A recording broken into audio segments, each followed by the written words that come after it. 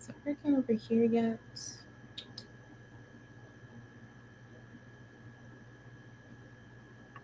There we are. Hey, girl. Hey. Okay. I think we're live in all the places now. All right. Oh, Just this is so everywhere. cool. Just Hey, yeah. everybody.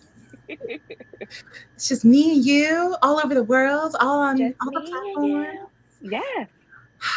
Um, well, while people, I know it always takes like there's always a little delay, so it takes people a couple minutes to kind of like trickle in to even know that we're Yes. out here. Yes. Um, but I'm gonna introduce myself and then let you introduce yourself. That sounds Mostly for good. people watching the replay. I figure those of you who catch us live, you already know at least one of us. Yes.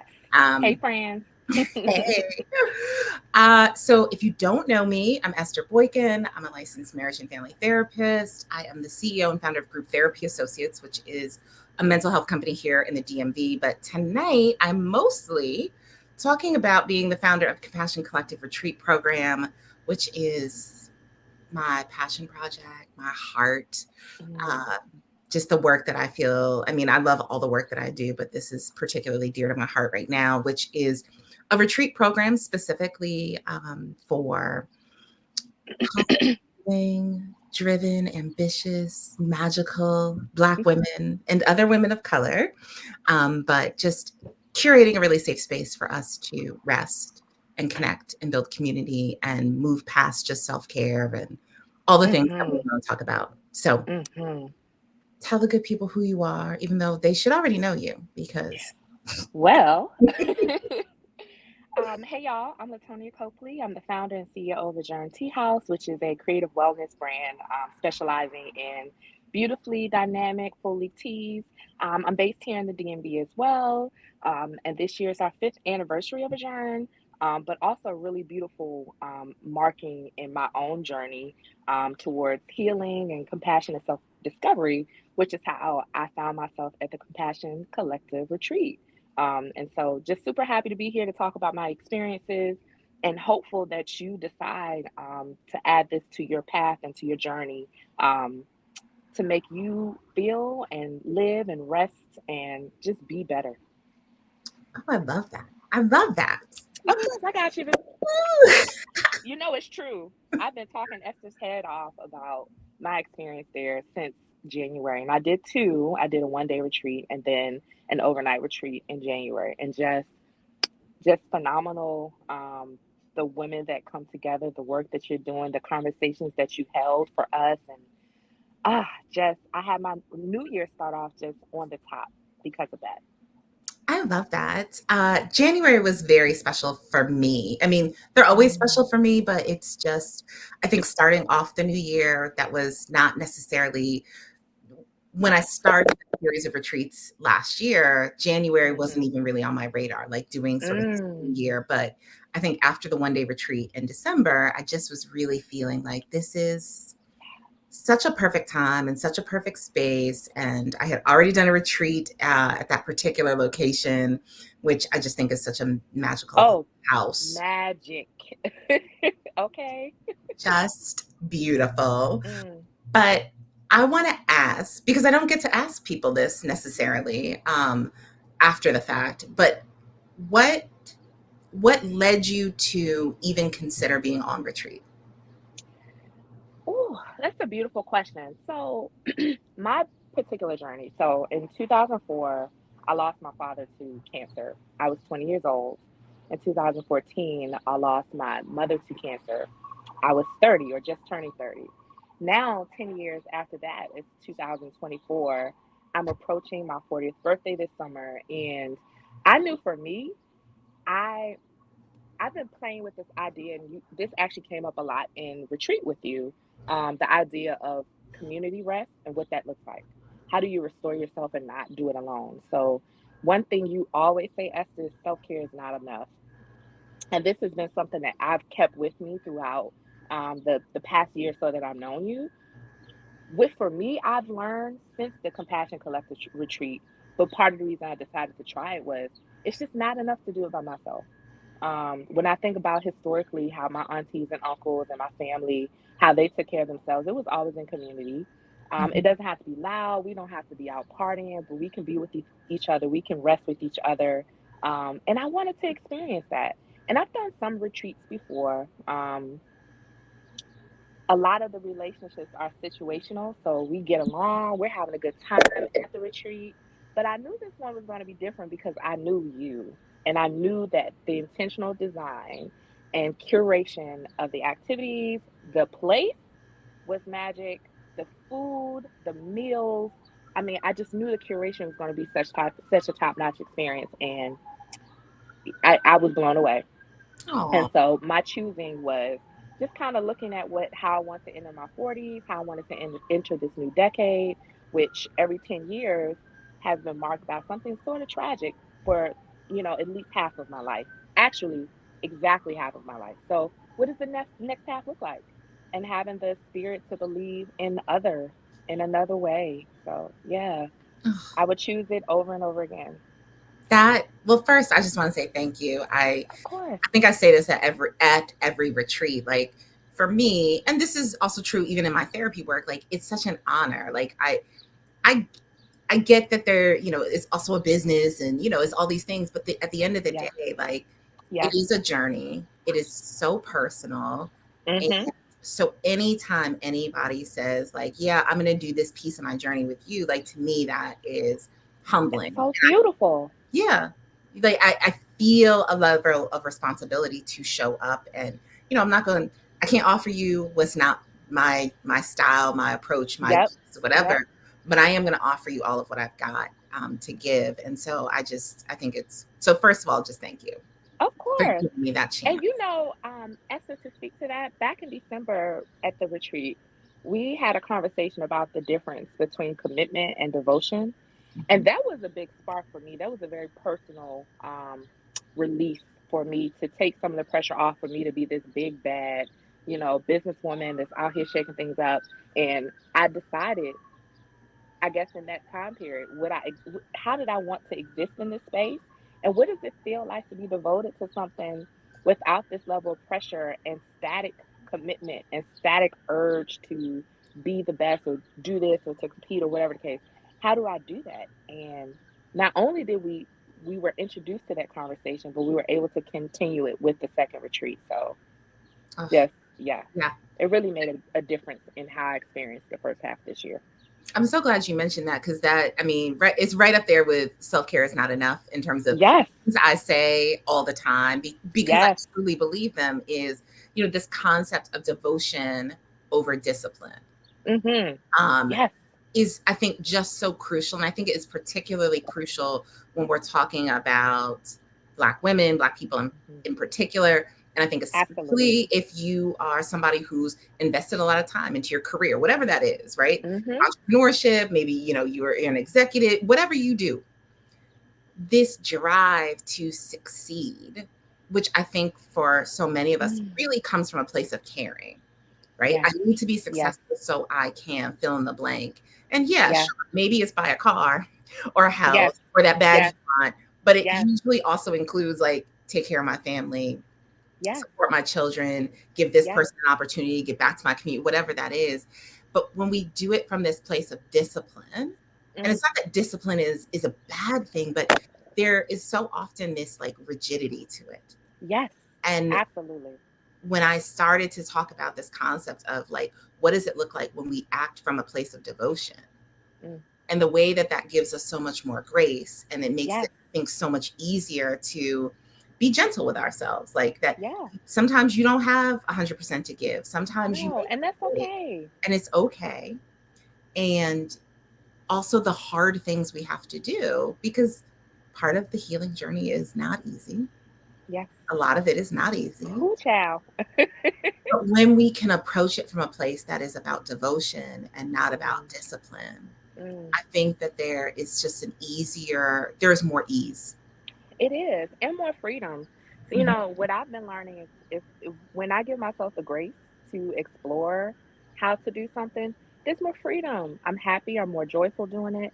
And I think the Compassion Collective, your focus on women that do have, high achieving or high impact careers, what I've learned in our cohort, a lot of us are used to being these overachievers, to being really, really successful in a lot of different places in our lives, which makes change and disruptions and life and the economy and all the stuff around us feel super heavy, in addition to just being women, being Black women Yeah. in particular. So I just felt like in that space, I could fold and say, y'all, like I made a mistake, and I didn't have people say, oh my God, you made a mistake. It was like, okay, so all right, let me let you. You want to get this out, and we're gonna hold you.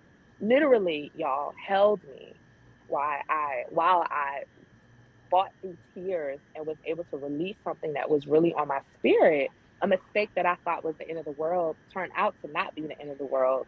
Yeah. And within that retreat, not only was my soul and my heart kept, I also got help through some of the issues that I was, trying to figure out for my business. And it was just such an incredible, you know, what is like crossroad, I guess, but in a positive way of, or an incredible intersection between I got you, and I'm also going to help you, and I'm also going to text you and email you. I need to reply right now. They're going to get on me because I've been super busy and haven't been in the chat. But I'm also going to make sure I hold you accountable with love and let you know that you are not alone. And for a lot of us, even I'm married and I have a very supportive spouse, but this journey is still mine. And to feel like I'm not alone means a lot. And to be in community with women means a lot. Yeah. I think that it's one of the things that over the last several years, like as I watch so many of my clients, I do a lot of long-term work and I watch so many people reach these places, Yeah. heal really difficult things from their childhoods and past Mm, relationships and reach mm, these milestones professionally and still have feel alone, even in like the individual work. And what you said a little while ago about community rest, yes. right? How do Yes. we lean into and cultivate spaces of community and communities that get us? And I think that Yes. I was very intentional about the kinds of women that this retreat is really designed for.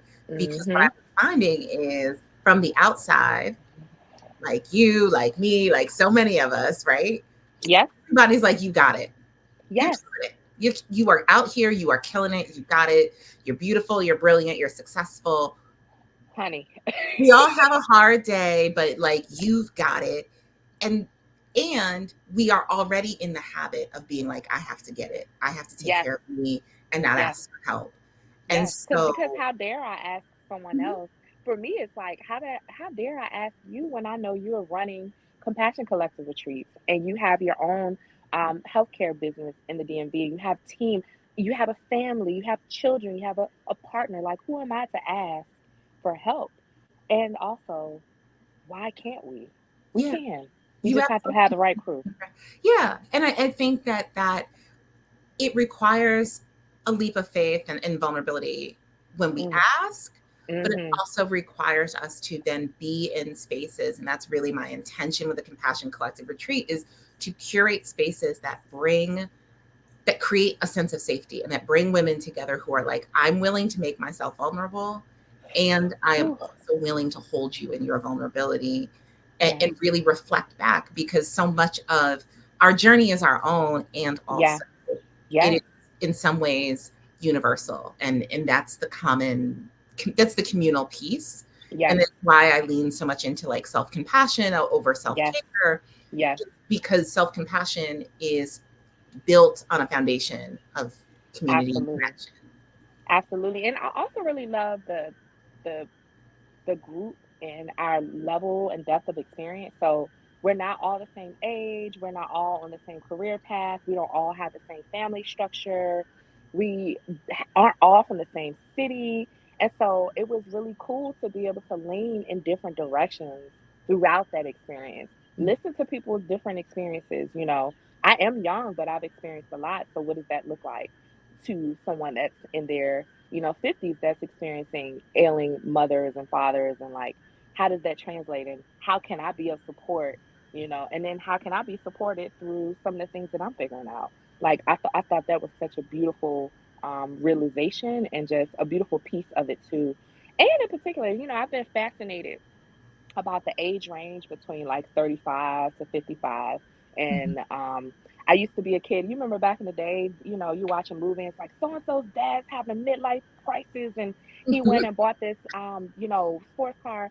But it's funny because I've been in meditation about the fact that it is this age range where we're looking around like, well, dang, I've been doing this job for 20 years and I've been in this marriage or this relationship for 20 years and I've been doing this thing the way that I was supposed to do this thing because they told me to do it this way. And I'm still trying to decide if I like it.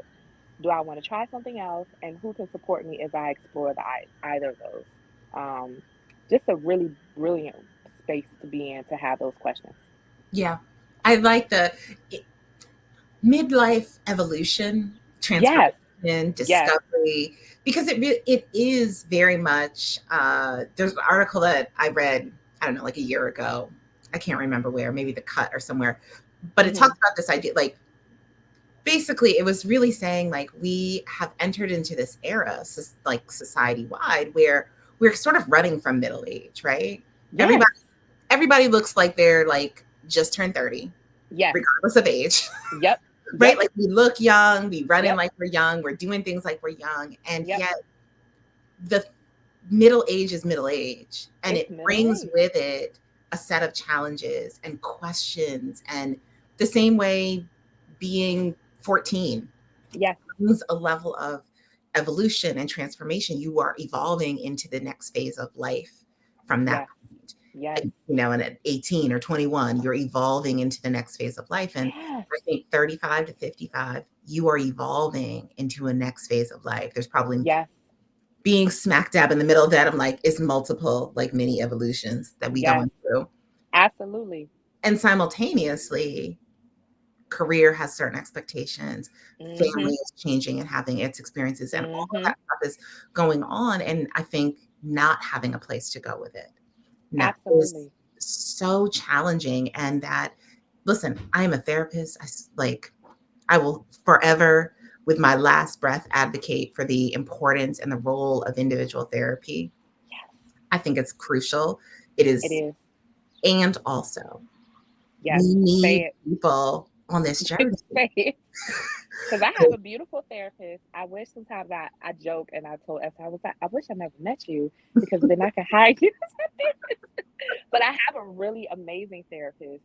And I also know that that's not enough for me. Maybe it's enough for certain people, but I need a little bit more. And even thinking about what midlife looks like, my dad was 45 when he passed, my mom was 50. And as I approach my 40s, like I had pretty dynamic parents, and I don't know what that looks like. I'm in a creation point. I that whole midlife evolution, like I feel the spirit of creating what this can look like for me, like not believing that it has to be this one path. I did what you said do. Now we're all in debt for the rest of our lives. We're all in college debt, trying to figure this out. You don't get my middle years. Yeah. And I need someone. My crew, my Compassion Collective cohort is behind me saying, girl, yes, we gonna figure this out. You got this. We talk each other through these hard conversations of saying no and standing up for ourselves and just the stuff we think is crazy. We have someone say, no, it's not crazy. Let's do it. You need some help. Let's do it. I love that. I want to talk for a minute about that piece and Sure. the post retreat experience, just for a second, because if there is anything, and like people who know me personally know, like I'm not a crier, very few things bring me to, but like sometimes when I see y'all in and I'm not, I don't go in and like read, but sometimes I see y'all in like the group chat and Yes, I'm like, it's 2 months post retreat, it's 4 months, it's almost 5 months post retreat. absolutely. And that, Sorry, my neighbors, guys. I'm on the porch. I love it.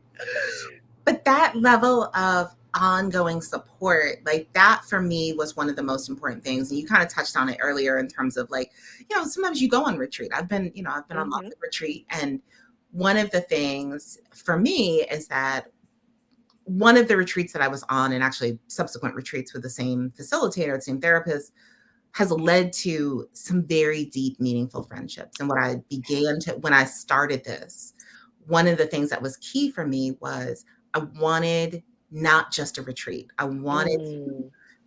develop a program, a place that women left and stayed in touch. And so there's And things you that done it, boo. right? I'm like, all right, we got a little group chat. I have some resources. We do like our quarterly checks. So like you go on retreat, we go and Yeah. check in together, every 3 months. But ultimately, my goal has been, and I knew that I could only offer it and hope for it and couldn't Mm. force it to happen, is Couldn't force it. that I've created a container that makes people want to stay connected to each other on Yes, their own. And watching absolutely. that happen has been like the greatest gift for me. But I want to hear from you just like what that experience Sure. is like, especially because you have done some other retreats and it doesn't Yeah, end up like that. absolutely. You know, y'all, it's there's so many different types of relationships that I think you need in your life, right? So my cohort isn't the um we need to go to the club and we need to get da da da da. Like it's a very specific relationship that is so nourishing and so nurturing, and it feels like it's a blessing to be a part of it. It was, how can I describe this? You ever meet someone and it clicks and you're like, that makes sense because you're all on the same page, right? So everyone has a super busy life, so no one's hounding you about not calling back or not showing up. But also, I know that they're there. It's very respectful and very open. They also, in my cohort in that relationship, we are devoted to keeping secrets and supporting each other throughout the I'm scared to tell anybody I'm struggling through this. You need that as you grow up. You Mhm. need that as you grow up. You need that. And I don't know how, American culture became so individualistic into thinking that, once you get to a certain age, you should be able to do everything by yourself. But there's no shame within our crew.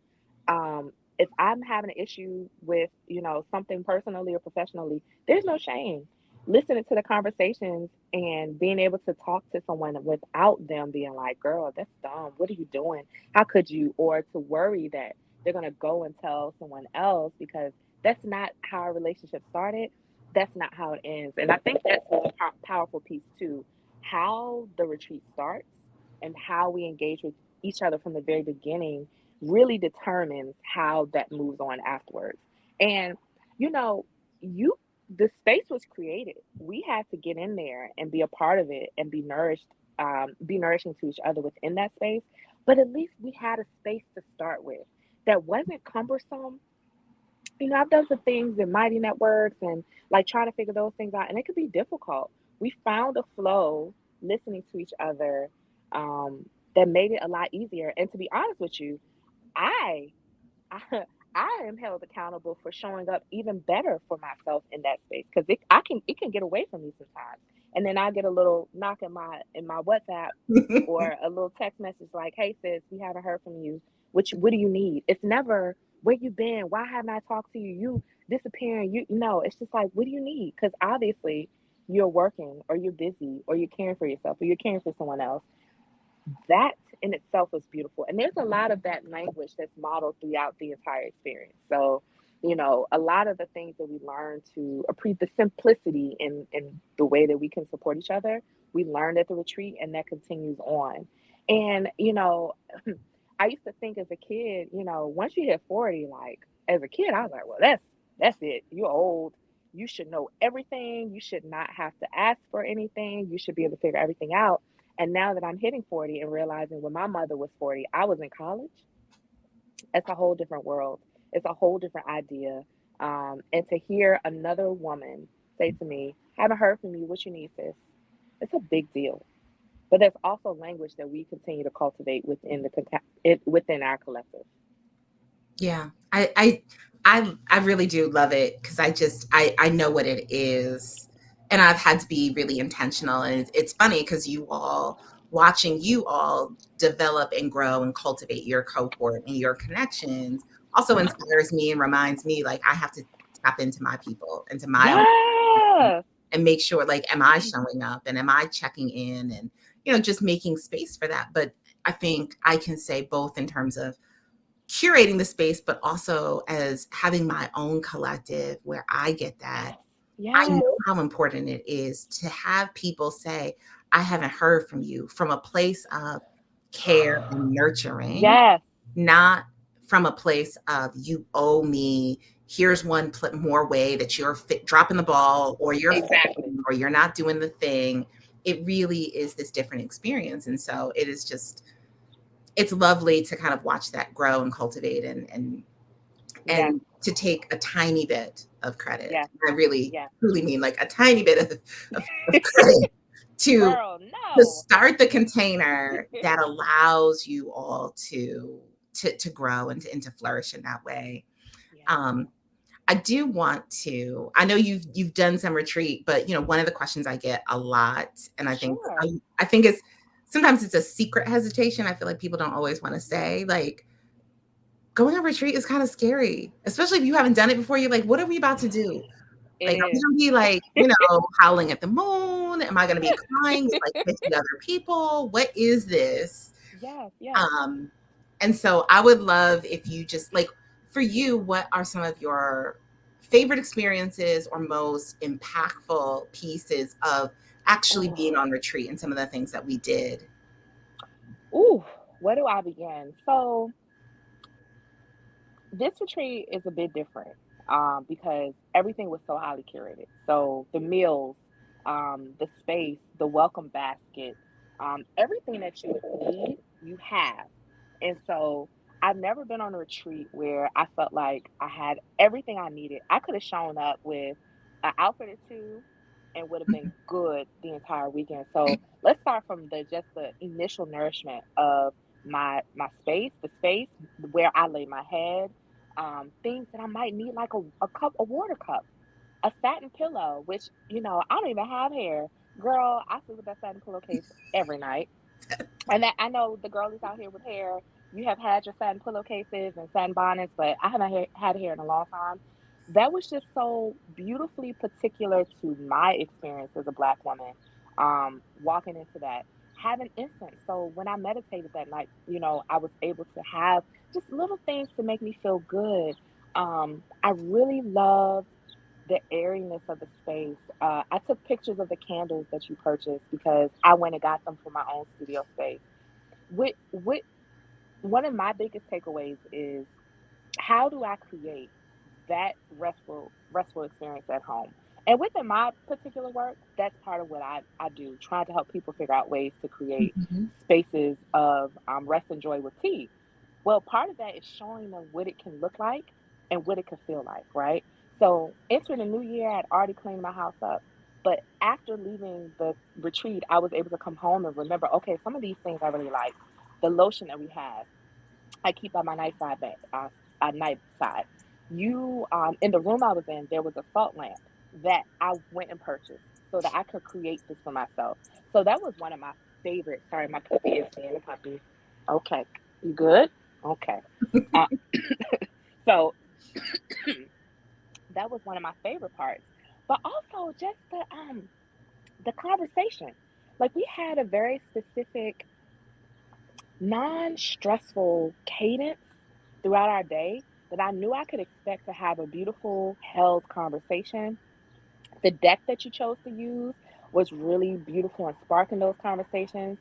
We went outside and we did like a bonfire burning ceremony after we released for half of the day over meals in the sacred space. We went outside and we let it go even further. And that was one of my favorite things. Just feeling like I could just be like, this shame, this burden, this guilt, this whatever is in this piece of paper, and I'm letting it go. And that was by choice. It wasn't something that we had to do. I will say that's another thing about the retreat that I love. It wasn't like, now everybody get on this bus and you go here and do this. Now everybody together, we're gonna do this. Now everybody get up, let's take a picture. Now everybody, no. There were times where I felt like I needed a nap, and I was like, hey guys, hey ladies, I'm going to take a nap. It was no question. It was what I needed to do. And I felt like I didn't feel like I was missing anything because that's not the mission of that experience. Each meal that we had, y'all, it was curated to match an experience that was coming up that was beautiful. All the meals were healthy and nourishing and delicious. There was not a worry about my stomach or whether or not there was a little snack that I could have. Like every part of it was nourishing, every part of it was thoughtful. And I know it can be scary going into a new space, especially the retreat in Barbados. Maybe going to a new country is scary. I don't know how you could be afraid to go to Barbados, but Right. y'all get the ticket, okay? But even in that space, it could be a little scary, but that's not how you walk into Esther Boykin's space, if that makes sense. Oh, So there's an energy and a light that you carry with you, sis, that is impenetrable. Impenetrable. Y'all heard the word. I tried to get it out, but something that it's not. It can't be replicated, and so that is a difference. And I think there's a difference between curating a retreat and running a retreat.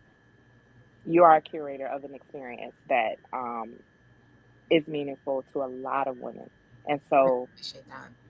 oh goodness, what else did I love? Um, Oh gosh, I can't even begin. I used to just walk around the house when it was quiet and you can see others, someone might be over in the corner writing, someone's meditating, someone might be doing their dance routine or stretching, someone might be in a yoga practice, someone might be outside taking a run or a walk. And I loved waking up and knowing that I could still have my morning flow and explore other flows. I was able to come out and I don't do all that in the morning. I'm just a different girl, but I was able to come and look at everybody else doing they do and make my cup of tea and still felt that I could be myself within the space. I love that. I love that. And I will say, I appreciate it. I mean, I do believe in the importance of curating that's part of the experience. Yeah. Part of what I believe is healing about retreat is the experience, right? Like all the things you just talked about, right? Yes. Which is that's not about me planning, just the right meditation or just the right Yes. activity or this or it's really about like can we hold a space that Yes. allows everybody to show up as their full self because I do think Yes. that's part of what makes it so connective and so healing and so transformative and so restful is when everybody shows up and is like I get to just be me here. Yes. That's it. That's Yes. it. Yeah. And if you're wondering, so when I say curated, I don't know how to describe this, but I'll try my best to share this. So in my previous career, I was an educator. Really, really amazing teachers are able to curate a space no matter where you are, to able to come in. You can feel the vibe, the kids can feel the vibe, the energy is clear. Um, that was what you were able to do. It wasn't that you had these like super complicated conversations or we were journaling and writing for hours and hours and we were in these practices for hours and hours. That wasn't it. Um, it was walking into a space that was thought about from moment one to moment zero, or however, moment 10. Mhm. Every moment was thought through. And there were moments where you were quiet and listening in preparation for whatever was coming next. We knew in that listening space for you, the observation that something is coming up in conversation that we'll be able to revisit it. And that felt good because I don't have to hold on to all of that. I don't have to connect every dot. I can just show up and be myself and do this and know that it's going to be kept and held and someone's going to help me connect the dots so that I can make better, more beautiful, informed decisions for myself. I love that. I love that. I'm just catching up with comments. So somebody Oh, did sure, want to ask, which you literally just went into. So they want to know yeah. what to expect on retreat, which I feel like you have encapsulated more beautifully than I ever do. What to expect in terms of the flow. And then I'm going to talk just for a second about the theme, which the theme in January is different than the theme about that's coming up in June. Although I feel like in some ways Ooh. we touched on this in January too. Um, but I do want to just before I talk about that underscore like what you said about having that space and that there are times where I'm just like, okay, we're taking a break and y'all do you and I'm off wherever or Yes. I'm off in a quarter somewhere. It is intentional both because it allows me to stay connected to the flow of the retreat. Like, just because Mm-hmm. I plan something in my head doesn't mean that it is always what is most needed for these people Ooh. this moment at this time.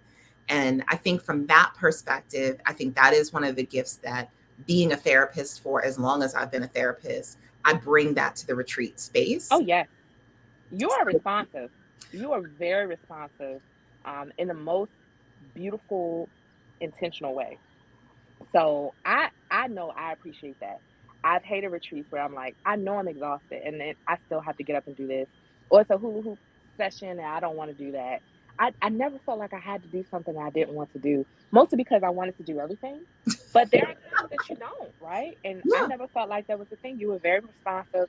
I can remember one day in particular, I could tell that maybe there was a conversation that you loosely planned for us to have, but we were so embedded in what we were talking about that we went with it and we went straight to dinner. And I was like, man, that was good, because it would have been annoying to stop the conversation, stop the flow and the energy of the cipher we held, and then to come back to it.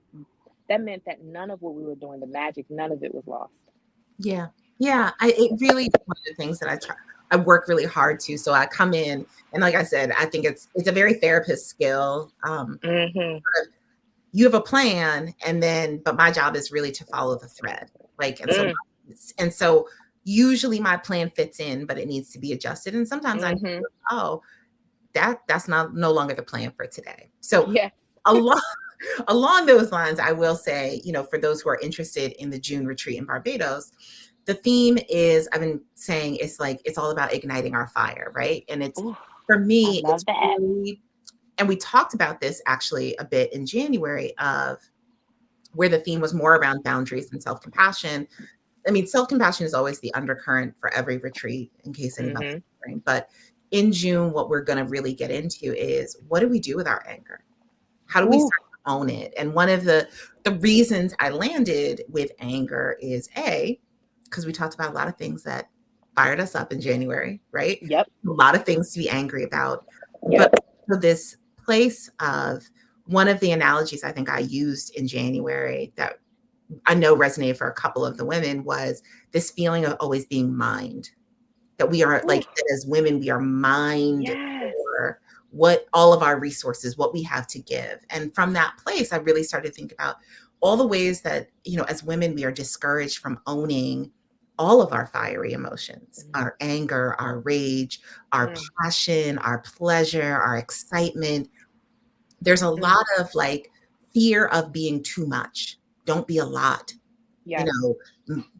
And yet, that fire, that inner furnace, when it is in service to other people, they love it, right? yes. Oh Don't be yeah, you doing too much when you're angry yeah. in service to your You're own needs. intimidating. You're scary. You're this. You're Yeah, that. you're being hysterical, you're overreacting. Well, if you said it calmer, then I could but let you get angry or passionate or fired up in service of someone else. And then all of a sudden it's this amazing thing. And so when I think about the ways in which we can create community that allows us to reclaim those things for ourselves first. I love, and I think the women who typically come on retreat, I love how passionate they are about their work, about their Yes, people, about their yes. community. I just, I want to harness that. I want us to work to own that and channel it in service of our own needs, our own Mm, desires first, and then let everybody enjoy the overflow because there will be overflow. there will be overflow. It's not And about neglecting, but trusting that ooh, if you filled yourself up, think about how much more you have to give.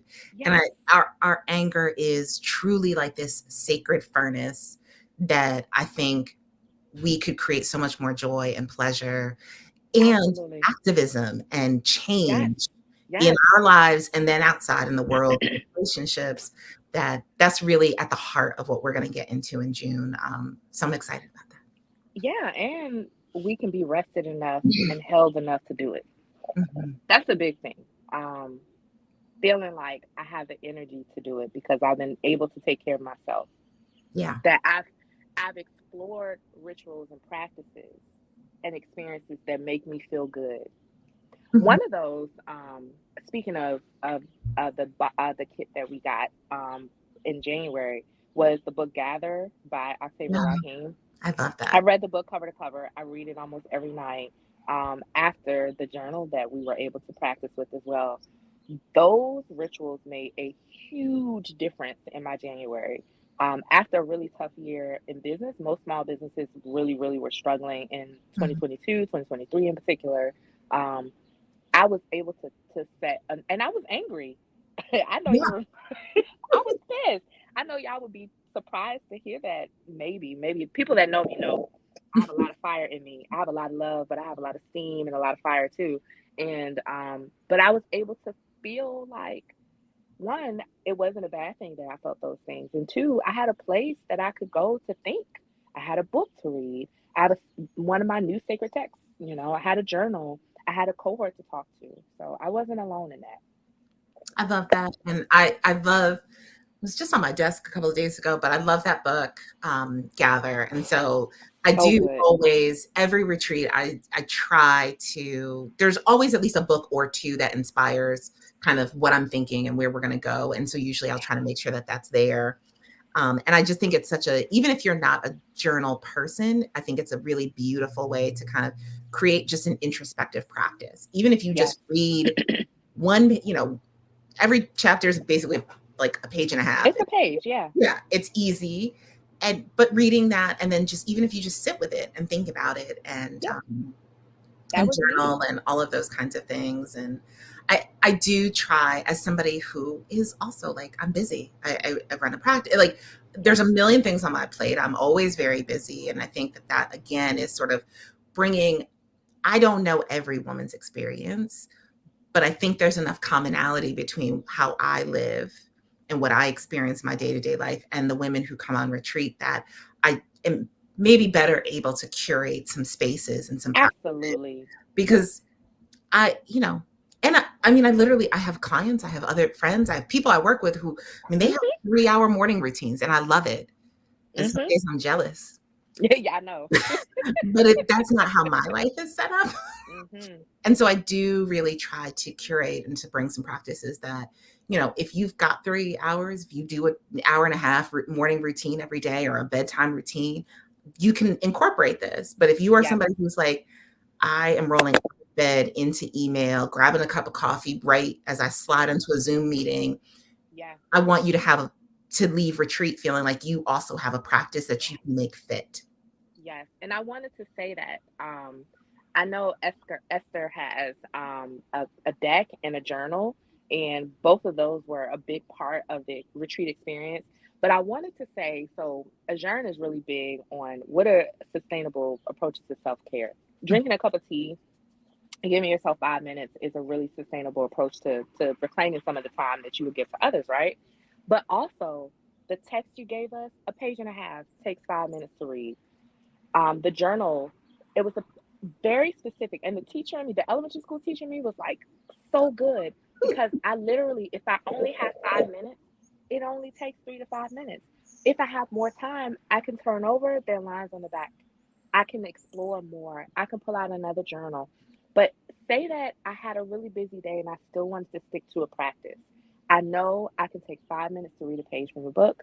I can pull out the journal and spend 5 minutes, and then I can go to bed. And I have given myself even 10 minutes of reflection, of extra love, extra nourishment. It makes a big difference. It makes a big difference, y'all. I love it. And you all, anytime I'm like, okay, what are we going to do? What's the next thing? And I created the journal that you all got. I created just for you. Mm, That's oh my gosh. It was literally just for the January retreat, So good. only thing. And I came back from that retreat and just felt like this is good. It I is love it. very good. I've never So finished a journal ever in my life. This is I the only journal from being a little kid that I have finished and like I can return to. Like I never understood. I know a lot of your writers, but I'm a thinker. I'm a feeler, and so a lot of what's trapped inside of me does not come out on paper. But with this, I was able to put capture just enough I could return to it, jog a memory, jog a feeling, and then I could return to my thinking because that's what I do, and my feeling because that's what I do. It was just enough of what I needed. I love that. I love Very well done. that's just Yeah, girl, wonderful. you the So bomb, girl. You know I that. did, inspired by y'all and all your grumbling every time I would choose a card. So the journal is, for those of you who are tuning in, like the journal is actually published and you can get a copy. So if you're like, okay, this sounds cool, but I'm still not sure, and you want to experience a tiny bit of like the kind of practice we do, the Beyond Self-Care, it's a guided journal. It is available. You can hit me up. You can find the link. You go on the website. You can also just message me, and I'll send you what you need so that you can get a copy. And there is a deck too that goes with it. So there's like affirmation cards. But it's one of the things that's been lovely for me in this practice is like, I am inspired by the work. And so it feels good to know that like I'm holding space for you all, but you all Yes, are ma'am. pouring into each other and into me. And that's like just a really beautiful experience to have. So I love Yes. that. Okay. I'm not gonna keep you all night. I mean, I would because I was about to say, girl, I'm chilling. This is like, love right here. listen, if I had This made is a cup of reflective. tea using my Listen, adjourned teas, we would be here for another hour, but I didn't. next So time, next time. next time. Okay. So I'm gonna ask you 3 final questions. Okay, I'm Okay. ready. So what would you tell somebody who is thinking about, who's been curious about retreat, but is hesitating to pull the trigger Mm, and come to Barbados with me? I would say follow your gut. That curiosity, that little nagging in the back of your, head and the bottom of your stomach that's saying this could be a good thing for you, it can be. It is a good thing. It's not a question. I hope that this conversation makes you feel safe in investing in this type of experience for yourself. You won't be disappointed. In addition to that, the retreat is going to be held on the beautiful island of Barbados in a beautiful Black owned resort. You just can't beat the intentionality all around, but go for it. Give yourself a chance. You know, um, Before the call, I was telling Esther, we are also in a beautiful, expanding community of women in the area that are committed to, figuring out ways to care for ourselves in our community in very different ways. And one of the conversations we've been having in one of our little cruises, believing that there's another way, and there is, and it takes, you know, exploring and being open to other experiences to see the other way. So go to the to the retreat in Barbados, ignite that fire. And if you are hesitant, listen to yourself, listen to your gut. If there's any part of your body that's just like, you know what, this could be good. I need a change, or I need to feel a community of women. I need to feel this, be in a space where I can be quiet and listen for a bit, where I can say the thing that I've been wanting to say and get off my chest. Because that's another part of it too, is being able to say the thing that you don't feel like you can say all the time in a safe space. Go for it. Listen to yourself. I love that. Yes. Yes. Okay. 3 ways that the retreat has impacted you now that you're back in your regular life.